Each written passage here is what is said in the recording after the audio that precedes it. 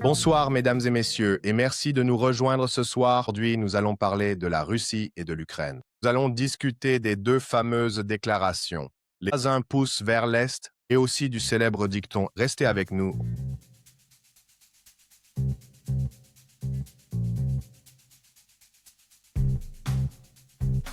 Très bien, mesdames et messieurs, merci d'être restés avec nous. Donc, avant de parler de l'invasion de février 2022 qui a eu lieu de la Russie vers l'Ukraine, j'aimerais donner un peu de contexte sur les raisons de tout cela.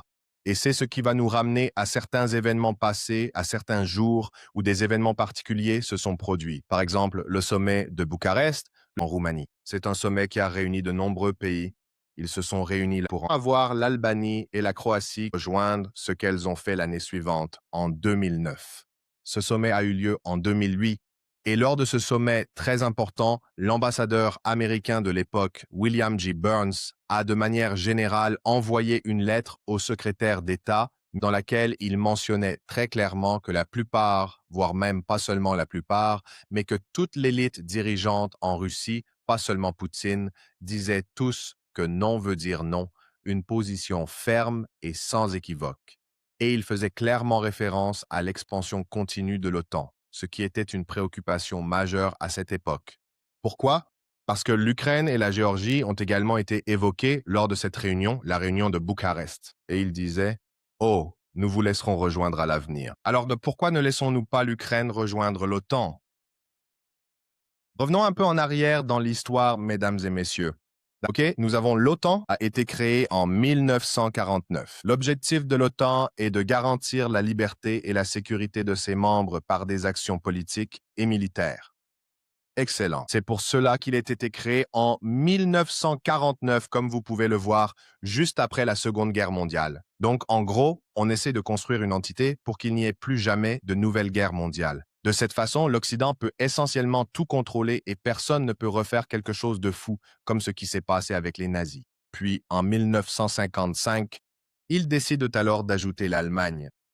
D'accord, voyez comment on avance un peu. Maintenant, on va vers l'Est. Très bien. En 1956, la Russie demande à rejoindre l'OTAN. Non, tu ne vas pas rejoindre l'OTAN. Désolé. D'accord. Pourquoi? Eh bien, parce que tes valeurs ne sont pas alignées avec les nôtres. Enfin, je crois que la raison sous-jacente, c'est que l'OTAN a essentiellement été créée pour que la Russie ne puisse rien faire. Donc la Russie, la Chine et tous ces pays de l'Est, en gros, ne peuvent rien faire. Nous voici donc aujourd'hui en 1956 face au refus de la Russie d'adhérer à l'OTAN. Bon, nous allons maintenant remonter jusqu'en 1990, juste avant la dissolution de l'Union des républiques socialistes soviétiques. Qu'est-il arrivé à Mikhail Gorbatchev à l'époque où il était président? Il avait des conversations diplomatiques. Avec qui? Avec le secrétaire d'État américain de l'époque, M. James Baker, une figure diplomatique influente. Très bien, mais qu'a donc dit exactement James Baker lors de cette rencontre cruciale? Qu'a dit James Baker à l'ancien président de l'Union soviétique, Mikhail Gorbatchev, au cours de leur discussion importante? Il lui a dit très clairement et de manière catégorique: pas un pouce vers l'Est, pas un seul pouce vers l'Est. Et il faisait clairement référence à l'OTAN qui ne devait absolument pas s'étendre à l'Est de l'Allemagne, car à ce moment-là, il négociait activement la réunification de l'Allemagne et la Russie disait alors « Attendez un instant, l'Allemagne va se réunifier ». Et rappelez-vous que l'Allemagne de l'Ouest fait déjà partie de l'OTAN depuis quand? Depuis 1955. Mais maintenant, nous allons ajouter l'Allemagne de l'Est. Donc souvenez-vous qu'en 1990, il y a eu la réunification de l'Allemagne. Et c'est là que la préoccupation était. Eh bien, monsieur Mikhail Gorbatchev, il suffit d'accepter cela. Et l'OTAN ne va absolument pas avancer, même pas d'un seul pouce, à l'Est de l'Allemagne. C'est précisément ce que les Russes ont considéré comme une promesse ferme. Les Américains, après, ont dit non, ce n'est pas le cas. Il n'y a pas d'accord contraignant. Il n'y avait pas de tribunal. Ils discutaient simplement, en fait. Mais c'est pour cela que les Russes ressentent, et je vais mentionner le mot « tromper ». C'est exactement le mot qu'a utilisé M. Vladimir Poutine.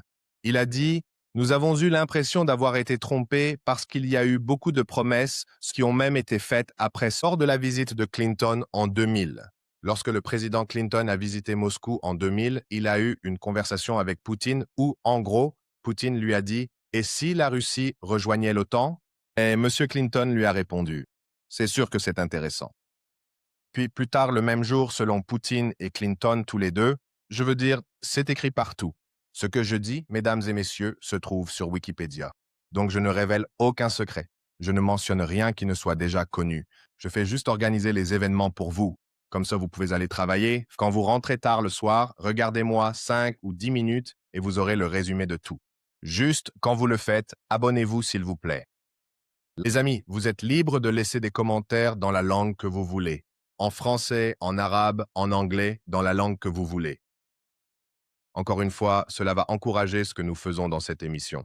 Donc je reviens à nos dates. Pourquoi nous n'avons pas laissé la Russie rejoindre l'OTAN?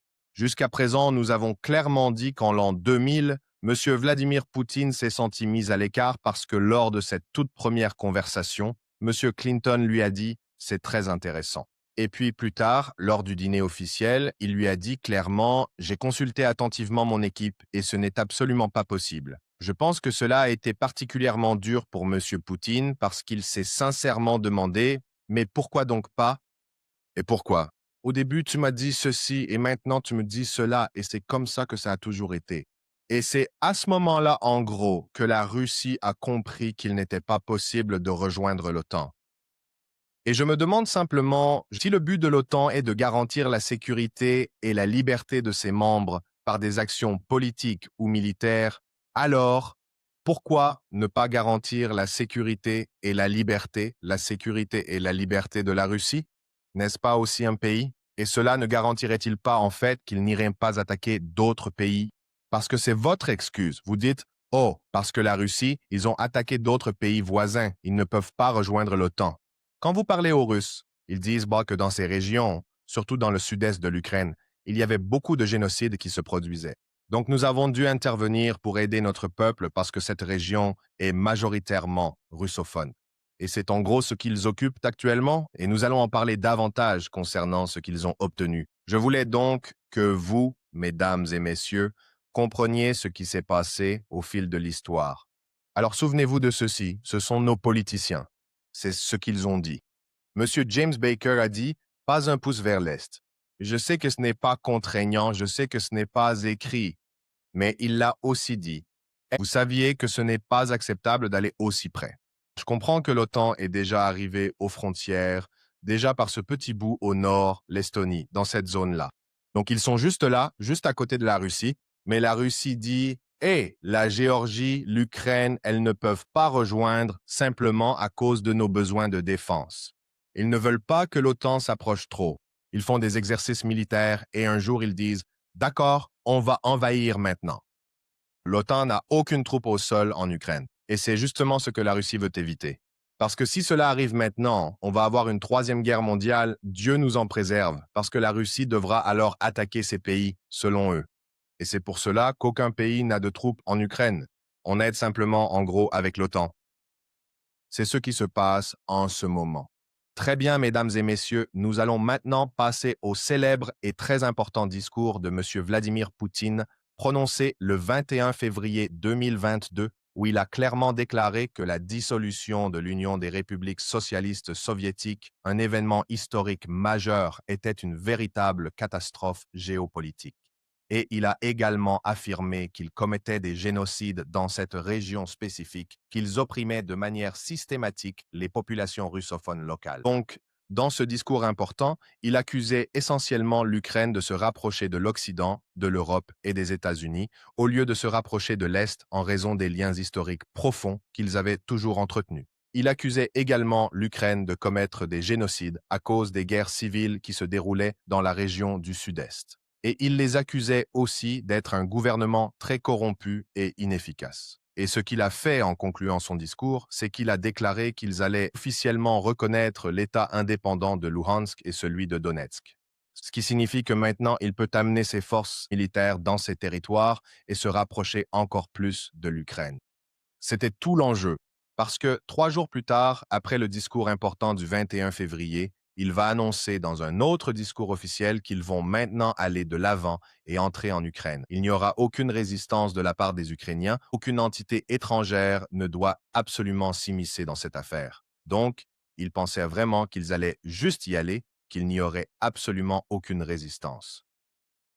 Personne d'autre n'allait aider les Ukrainiens et tout serait terminé très rapidement.